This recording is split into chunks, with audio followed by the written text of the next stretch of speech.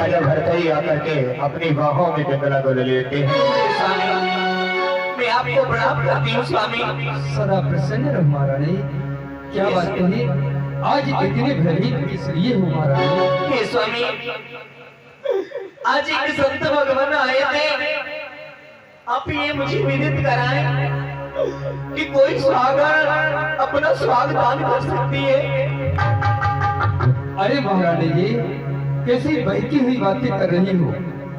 सुहाग भी कोई दान में देने की कोई वस्तु है जो किसी को दे दी जाए? कदाचित नहीं महारानी। ये स्वामी, आज एक संत आए थे, वे कहने लगे कि यदि खुश रखना चाहती हूँ सती को तो झोली में डाल दो अपने पति को। ये स्वामी, आप मुझे दूर तो नहीं जाएंगे? अरे महारानी, कैसी बातें करती हो?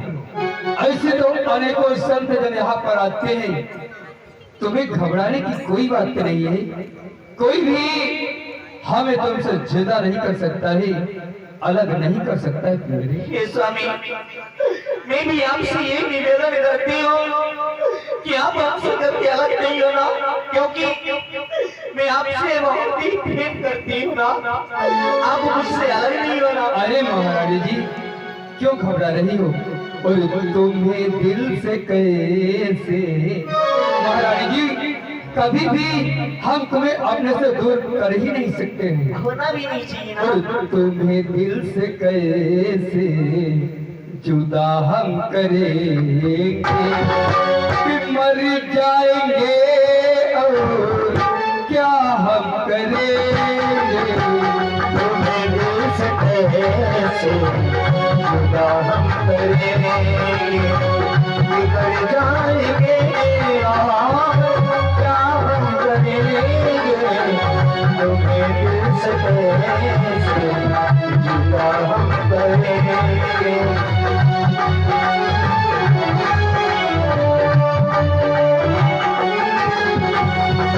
तुम्हें दिल से कैसे जुदा हम करेंगे कि मर जाएंगे, और क्या हम करेंगे? तुम्हें दिल से कैसे जुदा हम करेंगे, तुम्हें दिल से कैसे जुदा हम करेंगे।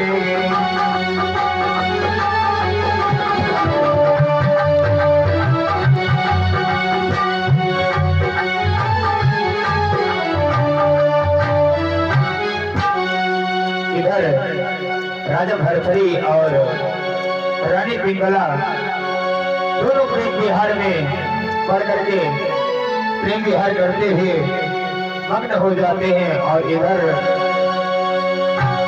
गुरु गोरख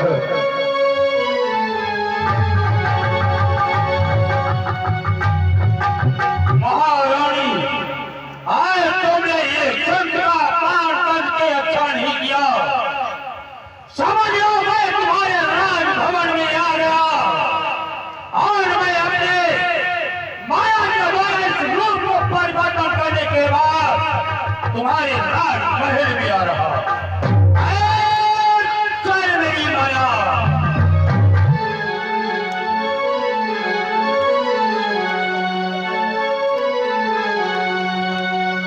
उसी समय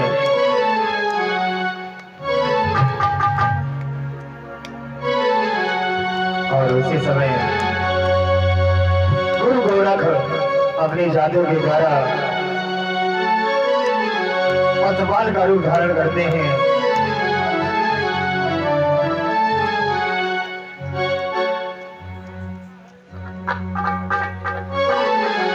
और इधर राजा भरथरी और रानी पिंगला प्रेम विहार करते हैं।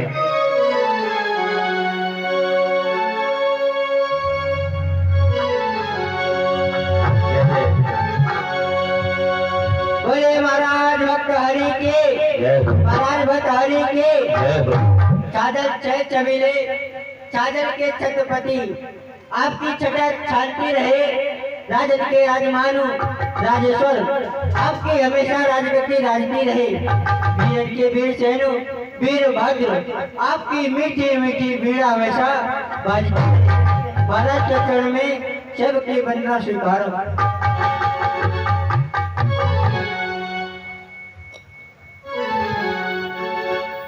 बोलो महाराज भर्तरी की, महाराज भर्तरी की। अरे जयति जयति अवनीश प्रभु, अरे जयति जयति जगदीश। बड़ी सभा में आई के हम नवावत से।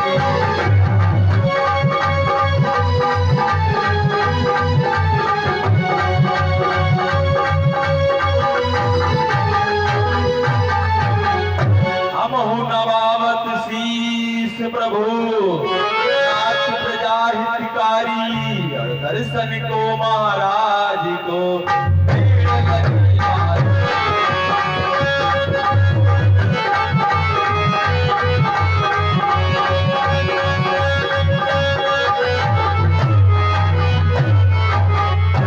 मैं फिर आने का सवारी का झुक करके आदाब बजाता हूँ शहंशाह आली का।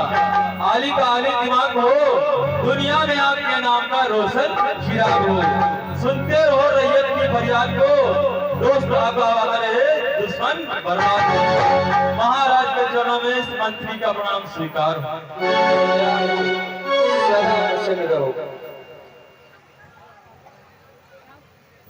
बोलिए महाराज भर्तृहरि की जय हो।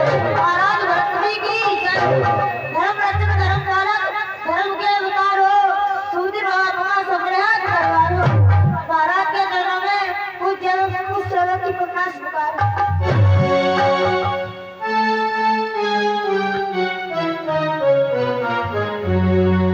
बोलिए महाराज भर्तृहरि की जय हो। महाराज भर्तृहरि की जय हो। सितारे हिट कर तुम्हारे सरकार का हमेशा खुश नजर बख्शे मेहरबानी का। हुजूर की जान पर हमेशा गरीब खौफ खजर हो। महाराज फतेह लक्ष्मी का कदम कब्जे पे अंदर हो। महाराज के चरणों में विक्रम का कोटि कोटि प्रणाम स्वीकार हो।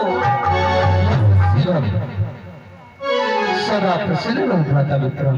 और महारानी जी के चरणों में विक्रम का कोटि कोटि प्रणाम स्वीकार हो। कल्याण हो विक्रम, कल्याण हो।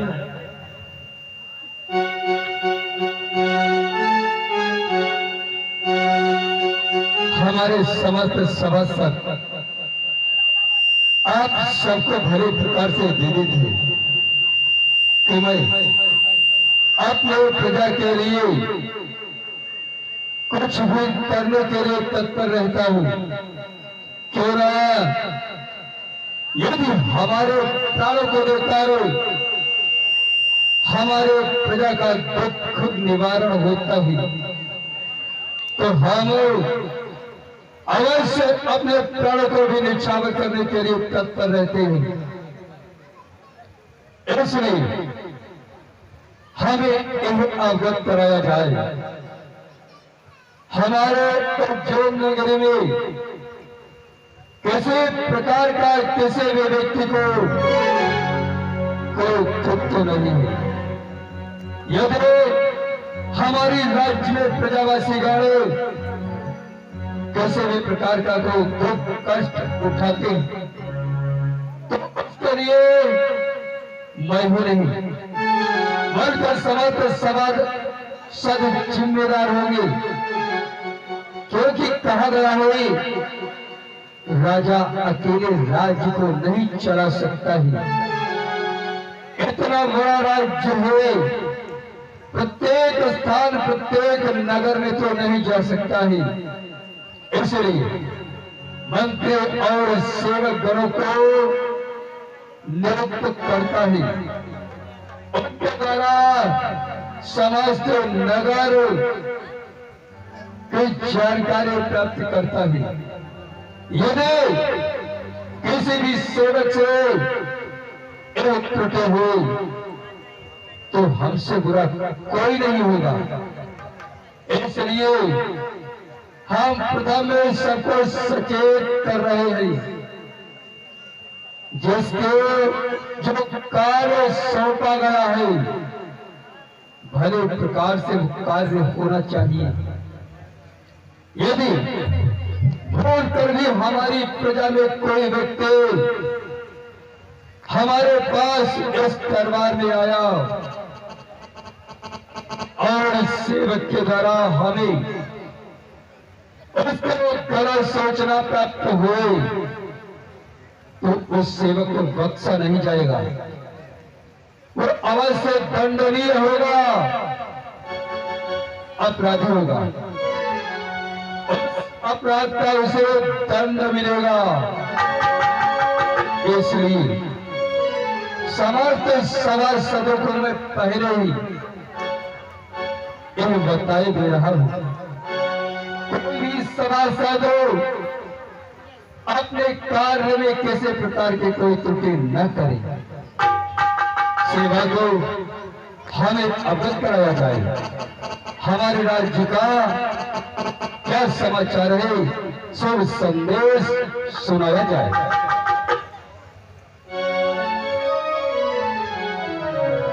जो क्या महाराज और पितर की सब्र में पलकर की प्रजा खुश हाल रहती है।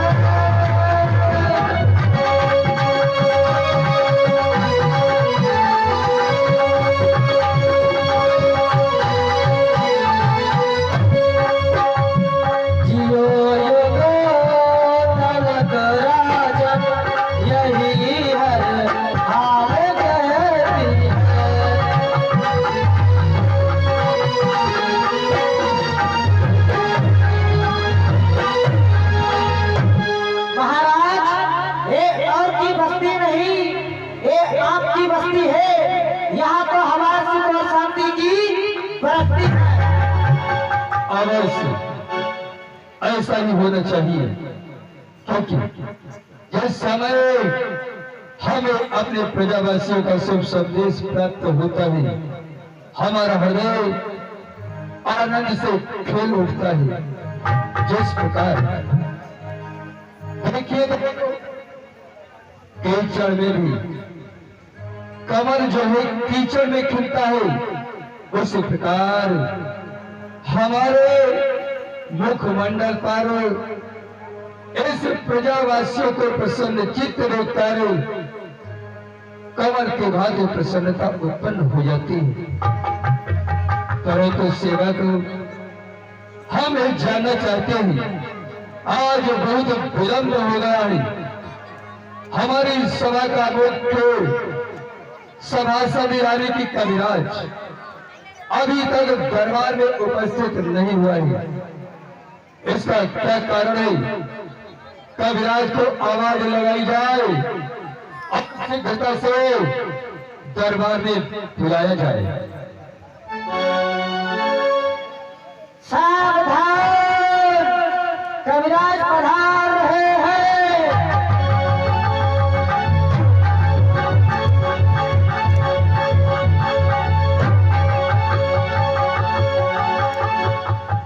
महाराज के जीवन के जयकार हो, महाराज के चरणों में कविराज की वंदना स्वीकार हो। कल्याण हो, सदा प्रसन्न रहो। महारानी के चरणों में कविराज की वंदना स्वीकार हो। कल्याण होगी कविराज, जब तक तुम नहीं आती हो दरबार में तब तक अच्छा नहीं लगता है, आगे वो अच्छी बात है। हमारे समस्त सभासद आज हम एक प्रस्ताव समस्त सभासदों के समक्ष में रखना चाहते हैं। कुछ हमारे प्रश्न हैं। आज हम ये जानना चाहते हैं, हमारे सभा के सभासद कितने ज्ञानी हैं, कितने निपुण हैं, या व्यर्थ में ही राजकोष से धन लेकर ऐसे ही माल को उड़ाए जा रहे हैं। तो हमारे प्रश्न को भले प्रकार से सुनो। सर्वप्रथम हम ये जानना चाहते हैं, प्रत्येक व्यक्ति के प्रत्येक अंग में बाल होते हैं, परंतु इस हथेली पर बाल क्यों नहीं उगते हैं, इसका क्या कारण है, हम जानना चाहते हैं। बताओ, हमारी सभा में कौन ऐसा सभासद हो और हमारे प्रश्न का उत्तर दे रहा है? महाराज, मुझको नहीं पता है। वाह, तनख्वाह लेने के लिए आ जाते हो और तुम्हें पता नहीं है। बैठ जाओ, अपना स्थान ग्रहण करो।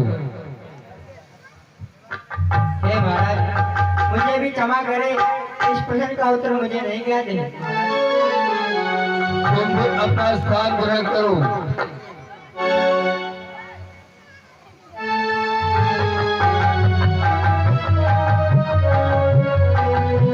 महाराज तंबाकू रगड़ते बाल नहीं उगते हैं महाराज।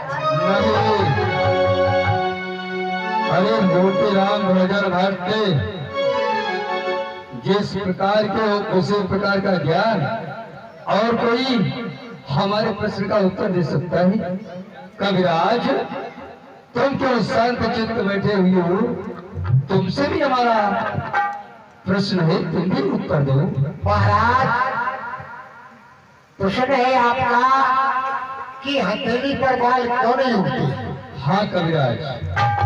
महाराज, हथेली पे बाल इसलिए नहीं उगते हैं कि प्राणी दान देते देते और प्राणी दान लेते लेते उसकी रगड़ से हथेली पे महाराज बाल नहीं उगते। परंतु कविराज, कुछ ऐसे भी व्यक्ति की संसार में है, ना तो दान लेते हैं और ना ही दान वो देते हैं, उनके भी तो हथेली पे बाल नहीं उगते हैं। सत्य कह रहे महाराज, कुछ प्राणी ऐसे भी होते हैं, ना तो वो दान देते ना ही दान लेते हैं।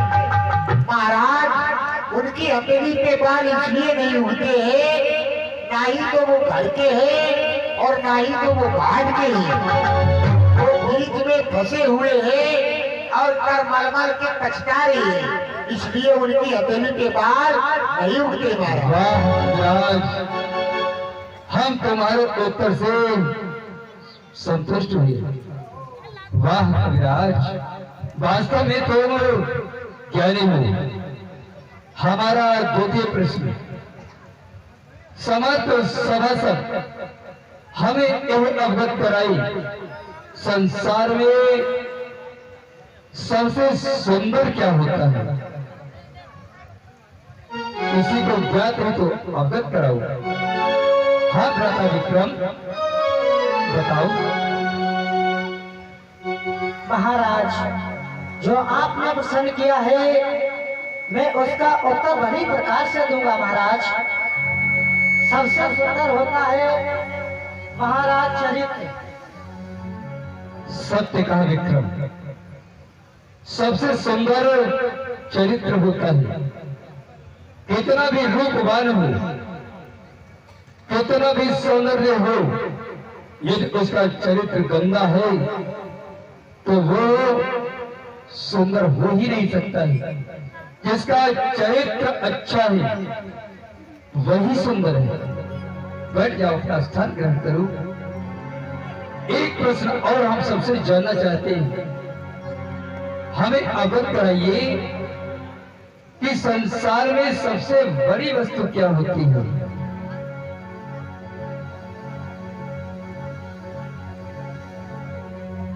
हे महाराज, संसार में सबसे बड़ी वस्तु पृथ्वी है। क्या बताया सेवक? पृथ्वी। सत्य कहा तुमने। संसार में यदि सबसे बड़ी कोई चीज है तो पृथ्वी माँ है। इसलिए पृथ्वी माता की जय घोष कराई जाए। बोले पृथ्वी माँ की जय हो। पृथ्वी मैया की, पृथ्वी मैया की, पृथ्वी मैया की। कैसे पृथ्वी बड़ी, कैसे पृथ्वी मैया की जय, कैसे पृथ्वी बड़ी?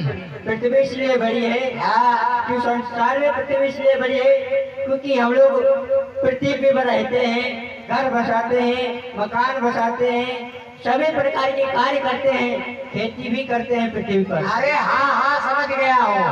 अगर पृथ्वी बड़ी है हाँ। तो फिर कैलाश पर तो शेषनाग जी के ऊपर क्यों खड़ी है? सत्य कहा कविराज। इसका तात्पर्य हुआ कि शेष जी सबसे बड़े हैं। शेष जी की जो घोष कराई जाए।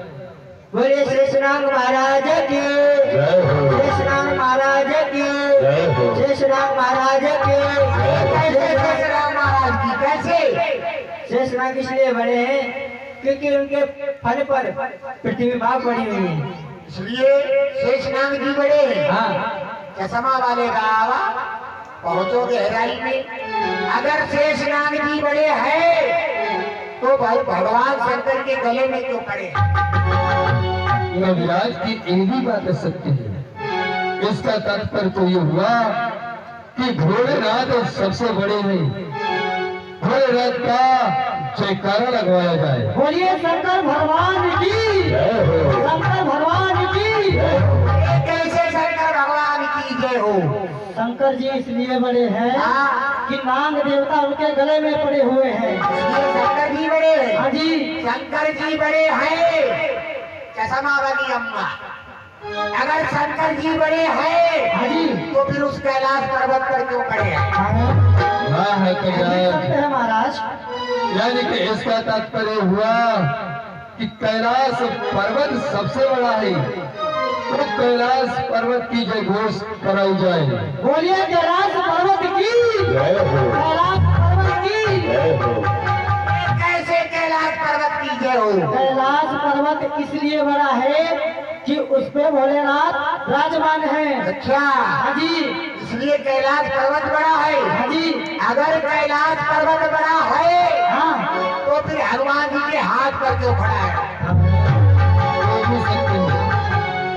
इसका तात्पर्य हुआ हनुमान जी सबसे बड़े हैं, इसलिए हनुमान जी की जय घोष कराई जाए। बोलिए हनुमान जी महाराज की, हनुमान जी महाराज की। एक हनुमान जी के बोला है। हनुमान जी बड़े हैं। कैसी बड़ी है? इसलिए बड़े हैं कि उनके हाथों के ऊपर पर्वत है, इसलिए बड़े हैं। हनुमान जी बड़े हैं। हाँ जी। पहुंचो गहराई में। अगर हनुमान जी बड़े हैं तो फिर श्री रामचंद्र की चरणों में क्यों पड़े? सत्य कहा। इसका तात्पर्य हुआ श्री रामचंद्र जी सबसे बड़े हैं, श्री रामचंद्र जी की जो घोष कराई जाए। बोलिए श्री रामचंद्र भगवान की, श्री रामचंद्र भगवान की। कैसे रामचंद्र भगवान की जय है? रामचंद्र जी इसलिए बड़े हैं कि हनुमान जी उनके चरणों में पड़े हैं, इसलिए राम जी बड़े हैं। हाँ जी। अगर राम जी बड़े हैं तो फिर सीता के पीछे क्यों पड़े हैं? सत्य है। यानी कि सीता मैया सबसे बड़ी है, सीता मैया की जो घोष बुलाई जाए। बोलिए सीता माता की, सीता माता की। कैसे सीता माता की जय हो? सीता माता इसलिए बड़ी है कि मर्यादा पुरुषोत्तम श्री रामचंद्र जी उनके पीछे पड़े हुए हैं। अगर पीछे पड़े हैं तो सीता बड़ी है। हाँ जी। अगर सीता जी बड़ी है तो फिर लंका में क्यों पड़ी है? वाह, सत्य कहा कविराज। इसका तात्पर्य तो ये हुआ लंका नगरी सबसे बड़ी है, लंका नगरी की जय घोष कराई जाए। बोलिए लंका नगरी की, लंका नगरी की। कैसे लंका नगरी की जय हो है? लंका नगरी इसलिए बड़ी है जो सीता माता है उसमें विराजमान है। इसलिए सीता लंका में पड़ी है तो लंका बड़ी है। हाँ। अगर लंका बड़ी है तो फिर उस समुद्र की टापू पर क्यों खड़ी है? ये हो सत्य नहीं। इसका मतलब समुद्र महाराज सबसे बड़े हैं, इसलिए समुद्र महाराज का जयकारा लगवाया जाए। बोलिए समुद्र महाराज की, समुद्र महाराज आगे की। कैसे समुद्र महाराज की जय हो? इसलिए कि समुद्र के टापू पे लंका बसी हुई है। इसलिए हाँ जी। समुद्र बड़ा है। हाँ। पता नहीं समुद्र की कितनी नालियां बह रही होगी, सबसे बड़ी है तो पृथ्वी बड़ी है। सभी लोग तेजी के साथ में जय घोष करो पृथ्वी माँ की, क्योंकि हम आप जन्म लेते हैं पृथ्वी माँ पे और अंतिम संस्कार हमारा पृथ्वी माँ पर हो जाता है, हाथ के अपनी गोद में ले लेती है। इसलिए हाथ उठा करके तेजी के साथ में एक बार पृथ्वी माँ की जय घोष करो। बोलो पृथ्वी मैया की, बोलो पृथ्वी मैया की। कविराज, तुमने दरबार का समय नष्ट कर दिया। सेवक ने प्रथम ही बताया था संसार में सबसे बड़ी पृथ्वी माँ है, तुमने उसका खंडन कर दिया और दरबार का समय व्यर्थ में ही नष्ट कर दिया तुमने। कोई बात नहीं महाराज, क्षमा चाहता है। कविराज, क्षमा तो करना ही पड़ेगा। तुम हमारे दरबार के मुख्य कवि हो ना? क्यों नहीं, बोलिए महाराज। भक्त हरि की जय हो। तो सुनो, आज कोई सुंदर सी कविता सुनाओ महारानी जी। कौन सी कविता श्रवण करना चाहती हो, अवगत कराओ। हे नाथ, मैं आपके मुखारविंद से सुनना चाहती हूँ। आप अपने मुखारविंद से ऐसी कविता सुनाएं जिसमें नारियों की प्रशंसा हो। महारानी, ये तुम क्या कह रही हो? मैंने कविराज को कविता सुनाने के लिए ही दरबार में रखा है। ये तो कार्य कविराज का है। यदि फिर भी तुम्हारी जिद है कि मैं तुम्हें कविता सुनाऊं, वो भी ऐसी कविता जिसमें नारियों की प्रशंसा हो। अरे तुम्हारी बात को तो मैं टाल ही नहीं सकता हूँ प्रिय महारानी जी। तुम्हारे कहने से तो मैं कुछ भी कर सकता हूँ। तो सुनो। अरे चांद, अरे चांद इतना ना इतना, मेरे पास भी एक चांद बैठा है। तुझमें है ना, अरे तुझमें तो है दाग, मगर हमारे पास दाग बैठा है। मैं क्या तुम्हें बताऊं? तुम्हारे बालों को देख, तुम्हारे इन बालों को देखकर वो काली काली घटा है, वो भी शर्माती है। तुम्हारे नैनों को देखकर बगी भी लजाती है।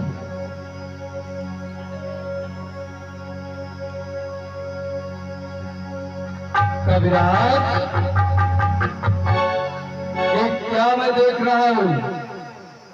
जिस समय हम कविता सुन रहे हैं, तुम अपने कानों को बंद किए हुए बैठे हो। महाराज, तात्पर्य क्या है? महाराज, आप कविता सुना रहे हैं, नारियों की प्रशंसा कर रहे हैं। हाँ महाराज, मैं नारियों की प्रशंसा सुन नहीं सकता हूँ महाराज।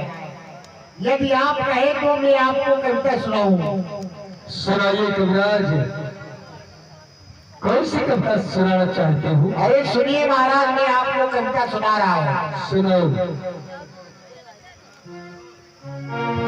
और नारी ने चलाए तीर, सुनिए महाराज। सुन रहा हूँ। हाँ, नैनों के सुन रहा हूँ। अरे नारी ने चलाए तीर और नारी के पीछे रोए रघुबीर।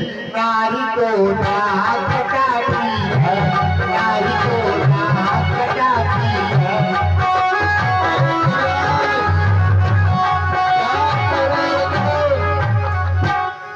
महाराज, आप सुपड़ेगा को देखिए, जा करके पंचवटी में अपनी नाक को कटा लिया है। इतना ही नहीं महाराज, और आपको नारियों के बारे में सुना रहा हूँ। सत्य का कविराज, ये बात तुम्हारी सत्य है। अरे भारत हमारा भारत हुई रो जहां में हरिया।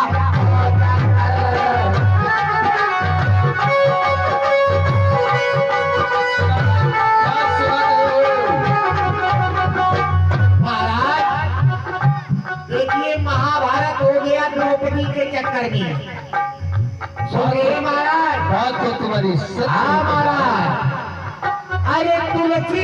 कहीं जंगल चले जो जहाँ लहरिया और चक्कर। स्वामी स्वामी ये कविराज क्या कह रहा है? महाराज ये नारियों का उपहास कर रहा है। महाराज देखिए जो तुलसीदास गए कितनी कठिनाई कितनी परिश्रम से अपनी हाँ हाँ सुन रहा हूँ। महारानी के पास और वहाँ उनको ऐसा बड़ा मिला कि वो महल और सब छोड़ करके जंगल चले गए। सुनो कविराज, आशा राम जय चली चले गए कहाँ लहरिया को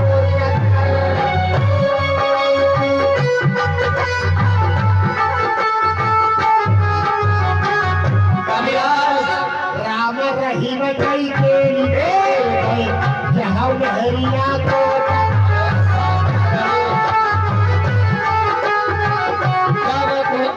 महारानी जी। स्वामी कविराज सत्य तो कह रहा है, अरे अनुचित क्या कह रहा है? अरे सुनिए तुम के स्वामी आप कैसी बातें कर रहे हैं? ये बात ही सत्य कह रहा है, ऐसा नहीं हो सकता। सुनिए बताए महारानी जी। एक नारी अनसुईया जन तीनों देवों को पालने में छुड़ायो है। हाँ यही सब एक नारी अंजना जानी हनुमत जैसो पुत्र जायो है और एक नारी जाकी मैया कहा ताबे मोहलाज कहो तो कह दो कि जैसे इसके जैसो एक कपूत जायो है। अरे कविराज, अरे सुनिए महाराज सुनो कविराज, नारियों का उपहास नहीं। यदि तुम्हें दरबार में रहना है तो नारियों की प्रशंसा करो, प्रशंसा करो। प्रशंसा तो चलो कर ही नहीं महाराज, सकता है। सुनिए महाराज कहिए प्रशंसा कीजिए। नारी को ना कटाती है, नारी को ना कटाती है। स्वामी मैं आपसे निवेदन कर रही हूँ इस कविराज को हमारे इस राज दरबार से निकाल दो, नहीं तो मैं इसे ठोकर मार के निकाल दूंगी। ठोकर मारने की जरूरत नहीं है। आदेश का पालन होगा। मैं ऐसी राज्य में रहना भी नहीं चाहता हूँ जहाँ नारियों की प्रशंसा हो। नारी लाठी चलवाती, नारी लाठी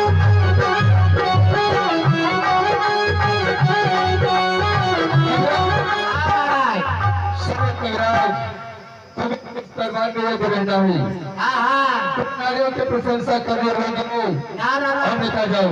जा रहा हूँ। ऐसे समय तुम हमारे दरबार से चले जाओ। हाँ महाराज ऐसे दरबार में रहना नहीं चाहता हूँ जहाँ पर नारियों की प्रशंसा हो। नारी खेती भी कवाती,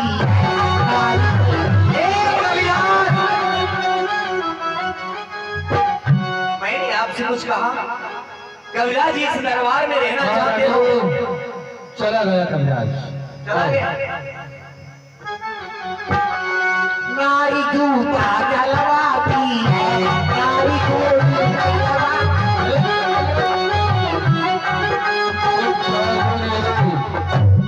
चलो जाओ कविराज। नारी बाका जलवाती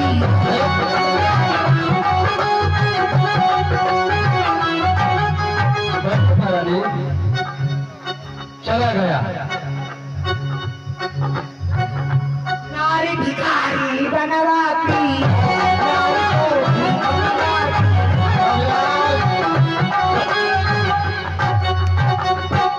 अब दिखाई दे दिए तो समझ लेना। नारी फांसी लगवाती,